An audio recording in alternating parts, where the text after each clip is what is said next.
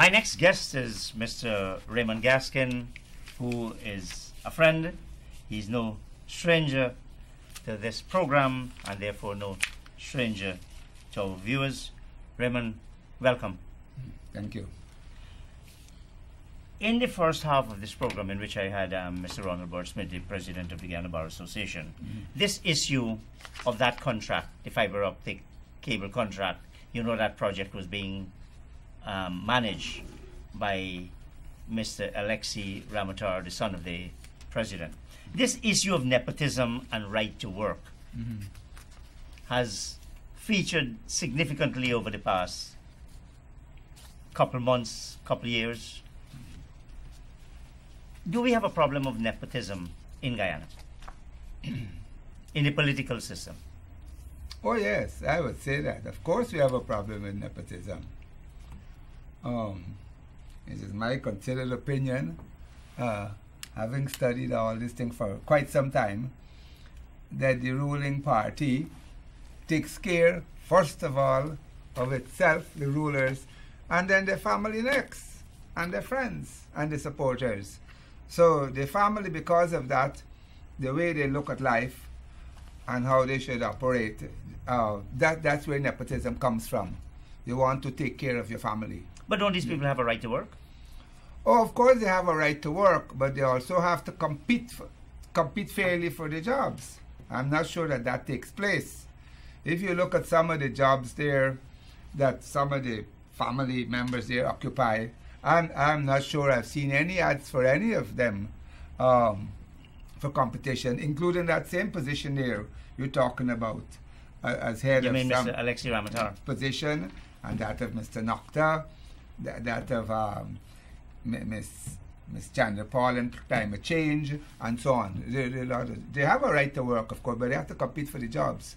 And next problem we have too is that very often they're entitled to the jobs because they have the skills and they have the scholarships available to them, which were not available to other people. As you know, there are a lot of scholarships being granted to this country, mainly Cuba, China, and so on, and a lot of Guyanese can apply for those scholarships and get them. But there are a whole host of scholarships that are available, particularly in the Western universities, that are not available to the general public, and it is those scholarships that are taken and given to the family members. So essentially and eventually they come back more qualified, and of course they get a job because they had the scholarship. Very often. So it starts from there. It starts from the very beginning. Give me quickly your views on that, because we had some time, spend some time on this fiber optic and Mr. Luncheon and Dr. Luncheon and Alexei Ramatar and this contract. And this DAX and stuff, but it's entirely illegal and it's an obscenity. And something should be done to stop it. You mean to give the big cable to DAX and all these people? Of course it should be stopped. The entire thing is illegal. You want to tell me just 10, 12 days before election, you can start giving away these state assets? There should be a total statutory prohibition on giving anything to anybody in the run-up to the elections. And we should put that into the laws of Guyana. Last week I read some company was granted a $1 billion contract to supply some stuff to the Ministry of Health and to the Georgetown Hospital. Couple days before all that should be brought on, and it's entirely illegal. It's an obscenity. It's obnoxious, absolutely. And in the run-up to the last elections in 2011, we had the same kind of problems with the distribution of licenses and spectrum and all kind of thing. It's unfortunate. It's illegal, and it ought to be stopped. And somebody should approach the courts and have it stopped dead in its tracks. The government's economic strategy, and I want to speak particularly on economic matters with you over the next 20, 25 minutes or so. How would you define that strategy? The strategy the government says that it had or had been implementing. If you read the annual budget speech of the Minister of Finance and so on, they talk about the LCDS strategy. They also talk about the competitiveness strategy, and they also talked about the the national development strategy. So you have like 3 strategies at the same time overlapping. If you listen to them, the fact of the matter, the real strategy, what has been going on in this country, in the economy, essentially, and Clive Thomas has written about it time and time again. It is the criminalization of the economy. That's the real strategy. That's what's going on here. Why would a government want to criminalize or have a criminalized economy? Well, the criminal sector of the economy, you always had an informal sector. But that's not necessarily. You always that's not had criminal. it. That's not Yeah. criminal. A lot of it informal Might be illegal. and unreported is illegal. Illegal means criminal. But now you have this vast growth in the real criminalized sector of the economy, which has to do with trafficking in narcotics, smuggling of gold, fuel, and human trafficking, and all these people. That part of the economy has grown exponentially over the last, I would say, Where do you place corruption? It's all that. Corruption is all in that whole bag there, and a large part of the economy is taken up in corrupt transactions and criminal capital making its way into the economy and securing a very dominant place in the economy, especially in smuggling, in gold, in narcotics, and a lot. The country is awash in proceeds of crime of all types and narcotics money. But Thomas wrote about that. The government will tell you, look, we are recording year after year, and that we have had an unprecedented run of positive economic development, or at least growth. Because a lot of the people, a lot of the capitalists or the businessmen who are involved in the criminal sector of the economy are also functioning in the legal economy. They have Isn't that a paradox? No, it's not a paradox at all. It's a question of making money wherever you can, use the capital from the illegal to develop the legal business and so on. It's not a paradox to me. A lot of the businessmen are doing illegal and legal stuff all at the same time. You'd be surprised to know. I think you may know some of them. So that is what's driving this economy, because sugar isn't doing well. Bauxite and maybe doing well, but it's not contributing much because the whole thing is fetched out of the country. Forestry might be doing well, but it's not really contributing to the economy as such and to the wealth of the people in the country. Rice is doing, we're told, well, but that has its own set of problems. So what else you got? Gold is down for the time being. So it's driven by illegal capital. Illegal capital is driving this economy. But gold prices were certainly a positive. I mean, and that spurred, yes, but it did spur growth for several years. Yes. The same with rice. And rice. Although rice has probably become too dependent on Petro-Caribbean. And some of the rice people are going into other areas of the economy. The big rice people in Berbice are into call centers and import of various commodities and so on. So you have that. But the problem with rice, you have all this big rice production, I don't know, 700,000 tons or so, but I'm not seeing the contribution to the economy in terms of taxes and so on. I'm not seeing it. I don't see it. I don't think they're making their fair share of contribution to the economy into taxes. Well, and of course, sugar is not contribute. Sugar keeps taking from the economy all the time. Is there too much government hand in rice? I think there's a lot of government hand in rice, it appears to me, and the reason for that, of course, is that this present government considers the rice and the rice sector and the people in that sector as the political supporters and so on, and that's why they have a strong interest in it. They always support it, they subsidize it, they give it what it wants. But and so the government is not the government subsidizing, is the taxpayer subsidizing. But when I say the government, no, but what I mean, so you're saying what I'm suggesting, the people who are doing well are getting money from the people who aren't. Oh yes, that's correct. Of course they're getting. Of course they're getting. There's a lot of redistribution of money in this country from the taxes that people pay all the time to those who make money out of these arrangements with the government. Of course that redistribution is going on all the time. Of course it's going on. And if you look at this I was thinking about it on my way to this program.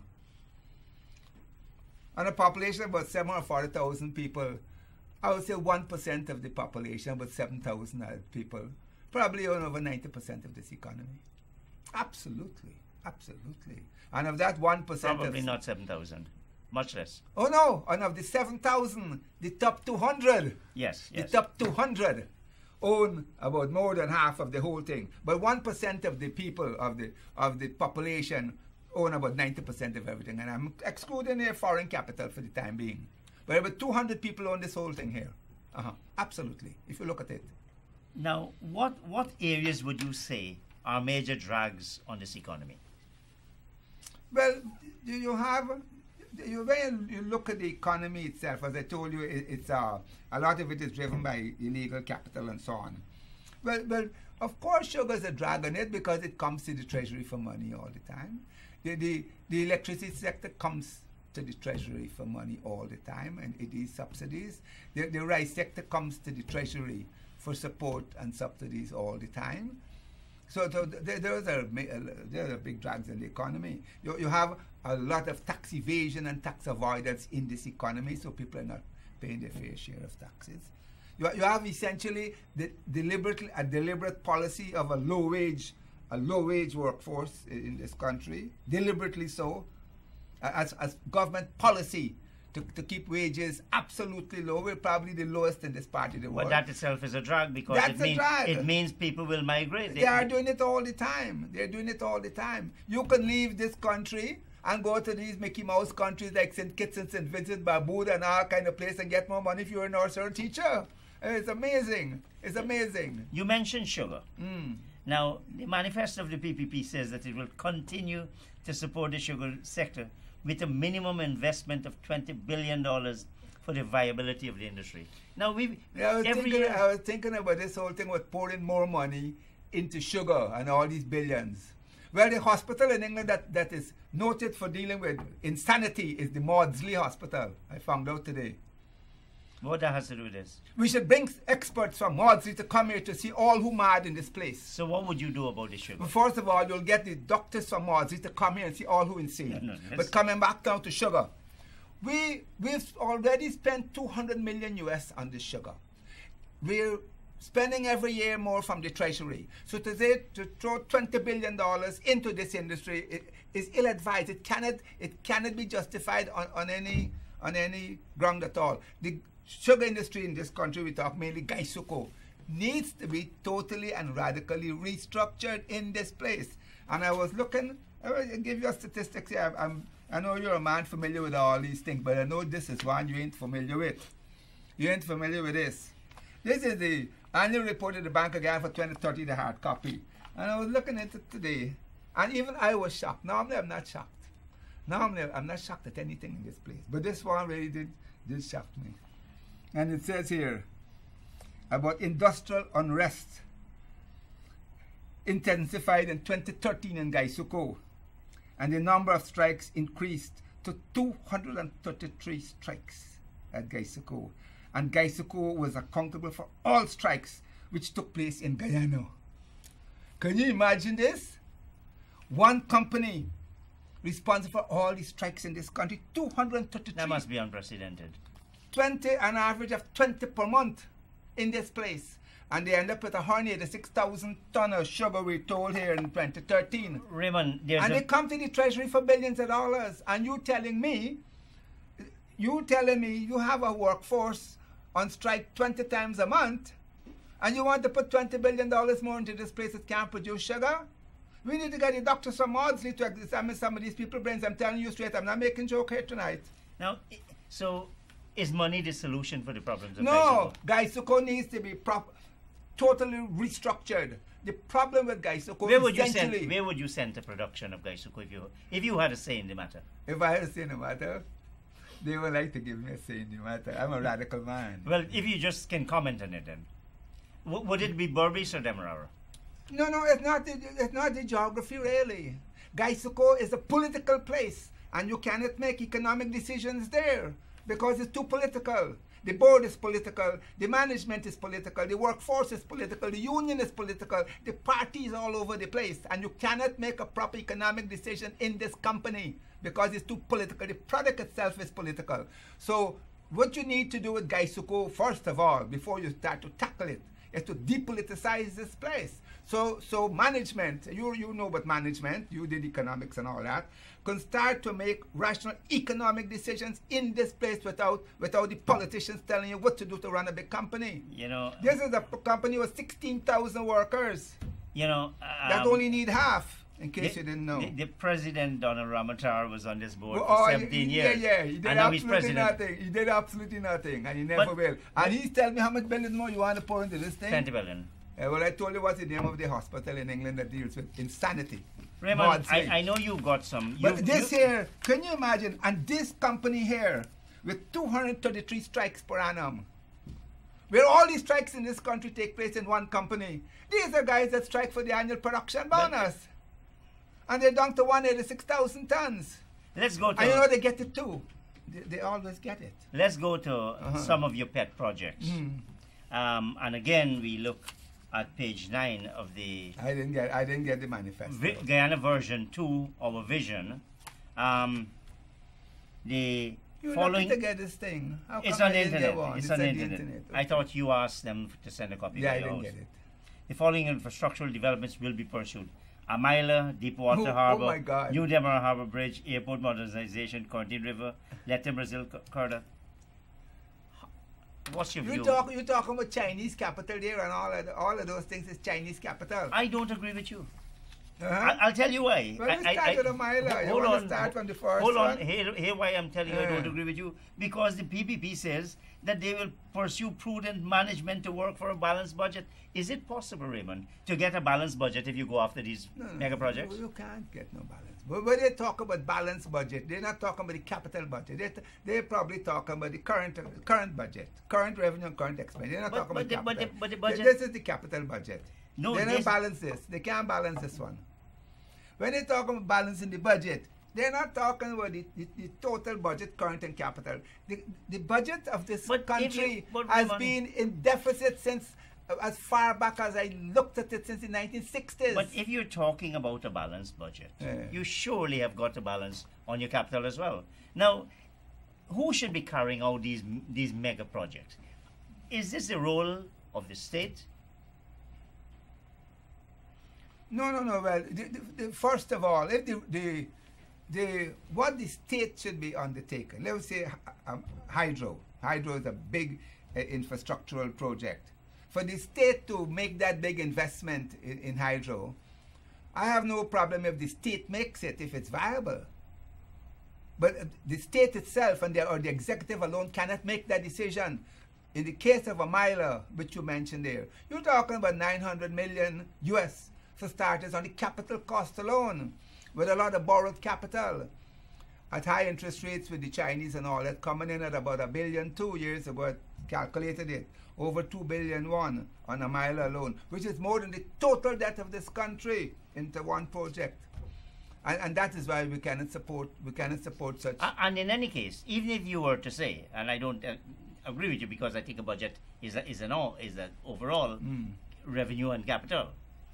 If you go into huge borrowings, you have debt servicing commitments, including interest, which affects your revenue budget. The cost too, but if the private sector is not going to borrow 900 million US plus interest to build hydro, the government of Guyana is going to undertake that debt with all kinds of maneuverings to pay it back. But the private people will not borrow 900 million US and build a hydro for you. And in any event, Guyana does not need it anyhow. Doesn't need it anyhow. To make an investment of that. Doesn't Guyana need cheaper electricity? Well, at 900 million US capital cost plus interest, you will have to pay more for your electricity because you have to pay it back. There's a false notion that if you do hydro, you don't use fossil fuel. You may not use fossil fuel when you do hydro, but you've got to pay interest. You've got to pay interest when you borrow money. And the interest in this particular case, for 165 megawatts, is more than the fossil fuel. You'll have to pay more in your light bill. This government, the PPP administration, seem to have a very romantic relationship with foreign direct investment. How well has that relationship worked for the benefit of Guyana? I'm not seeing it. I'm not seeing it. If anybody can see it and tell me, I'll be willing to listen. But Saying what? You have bichannel in a major. I don't see how that is a benefit to Guyana. If we start with Bosai and Rusal, the Russians and the Chinese, and they're fetching away all the bauxite of this country. How does that help the ordinary people of this country? First of all, they don't want to pay royalties on the product. They don't want to pay taxes. We've had the whole experience, of course, with Omai who left here years ago. It's not whether they want to, it's whether they should. And whether the law requires them to pay? Of course they have to pay royalties. All over the world. You think and anybody can go and extract bauxite from any country without paying royalties? And they don't. You try that in Russia or China, and the Russian company down here and the Chinese company are fetching away everything and fetching away all the logs. So the foreign investment will not help this country. This entire country, since slavery, is foreign investment. If you go right back to Booker's and Demba and Reynolds, and Jagan wrote about all this thing in his book. Foreign investment is not going to help this country. They don't come down here to help a country. They come down here to make money. But Ramon, this point, and I've made this point on a number of occasions. Foreign investment. When an investor from, say, China, India, comes to Guyana, makes money and pays no taxes, they have to pay taxes in their home country. So in that sense, we are subsidizing much bigger economies than our own. I'm not sure whether they pay at home. I'm not sure what they do. Those guys have a lot of ways of hiding assuming them on all things going equal, that they declare it. Some of them pay at home, but they don't pay here. But they don't pay here. But because the relationship, because we so much want this so-called foreign direct investment, that we give these people all kinds of breaks. As far as this government is concerned, they don't have to pay anything. You come here, you create jobs, you fetch away all the logs, you fetch away all the bauxite and the gold and the diamonds and so on. And that's why this country cannot develop with that model. The model itself is not developmental. Now, we talked about this failed e-governance program led by Luncheon and Alexei Ramatar. Yet we see in the manifesto they will implement a national e-health system. E meaning electronic. I don't know what E means. E means ignorance? I don't know. No, it doesn't. Allowing doctors to have quick access to patients' medical records, which will play a significant part in improving the quality of healthcare. Telehealth, remote assistance will be all part of this, so that you have home visits by doctors. All words. What we call in Guyana gaff. It's all gaff. It doesn't mean anything. They're all words. You want to know about the health system in this country? You go to Georgetown Hospital in the morning at 6 o'clock and see how many thousands of people there are lined up in the morning. And you go back at 4 o'clock and find out how many of them will be able to see the doctor. So you can't see a doctor in a medical institution, but one will come home to visit you. That won't happen. It's all gaff. It's all words. They mean nothing. Those are words that mean nothing at all to anybody. We've had a lot of discussion on education, and the University of Ghana in particular. The government has now said that it will make the University of Ghana a world class. All words and gaff. They don't make nothing. No, I don't want you. Tell me why. Tell me why you think so. You don't just. Because if they wanted to do it, they would have done it. That's why. Because they're not credible. They're not credible. You can't come after 20-something years now when this institution is on its knees and tell me what you want to do or what you will do. The credibility isn't there because you didn't do it. You had a chance and you didn't do it. And you go to the public education system. None of the ministers of this government send their children there. You have to know that. If the government felt that education system was on par, they would have sent their children there. If the government felt that the hospital and the health system was appropriate, they would have gone there when they're sick, but they don't. None of them goes there. They go to some other place. They go to some other place for medical treatment and dental treatment. They don't even go to Jagana dental clinic there, which carries Jaga name. Because a friend of mine, she had her teeth done for millions in some foreign country. They don't even go there that carry Jaga name. They don't go there. They have no confidence in the health system in this country, which they have been in charge of for quite a number of years, and they have no confidence in the educational system in this country where they have been responsible for many years. They don't go there. They don't. And they never will. This election campaign features Bharat Jagdeo former President I heard Jagdeo. about him. I heard Um, about him. He had said he wanted no constitutional office. Of course, speaking of parliamentarian is a constitutional office. What do you think caused Mr. Jagdeo a change of heart? I don't think Jagdeo had a change of heart. He himself, he still doesn't want to be a member of parliament, but his name is on the list, so that if a situation arises, either because of a court challenge or something, that he can be reinstated as president, he will take the opportunity. That's why his name remains on the list, not for him to be an MP, to come back again as president. Absolutely. That's why his name remains there, for that purpose only. I think there's some challenge before the Chief Justice and a ruling will come soon. His name has to remain there if he wants to come back for a third term as a result of some challenge somewhere. But he doesn't want to be a member of parliament. How do you explain the tone and content of his own speeches at these rallies? Oh, well, he has taken on the position of the main campaigner and the most aggressive campaigner in this whole system, because I guess when you look at the rest of them, the present president and so on, he doesn't think that they're winning, and therefore he comes to see if he can